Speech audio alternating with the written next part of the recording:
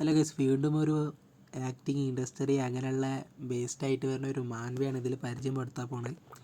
ഇതിൻ്റെ പേര് ഓറ of A genius actor എന്നാണ്. ഓവറോൾ നോക്കുകയാണെങ്കിൽ വളരെ ഇഷ്ടമായിട്ടുള്ള ഒരു നല്ലൊരു റൈറ്റിംഗ് ആണ് ഇതിൻ്റെ ഉള്ളത്.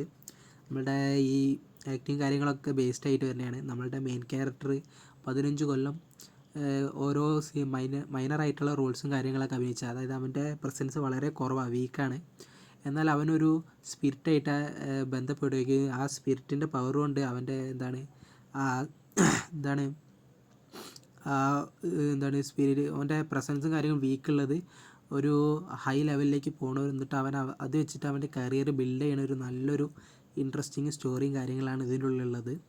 മെയിനായിട്ട് ഇവൻ്റെ ആക്ടിങ് കാര്യങ്ങളൊക്കെ നല്ല രീതിയിൽ തന്നെ ഫോക്കസ് ചെയ്തിട്ട് നമുക്ക് നല്ല രീതിയിൽ എൻ്റർടൈൻമെൻ്റ് ആയിട്ട് നല്ല വായിച്ചുകൊണ്ടിരിക്കാൻ ഉൾക്കൊള്ളിക്കാൻ പറ്റുന്ന നല്ലൊരു രീതിയിൽ തന്നെ അവർ ചെയ്തു വെച്ചിട്ടുണ്ട്.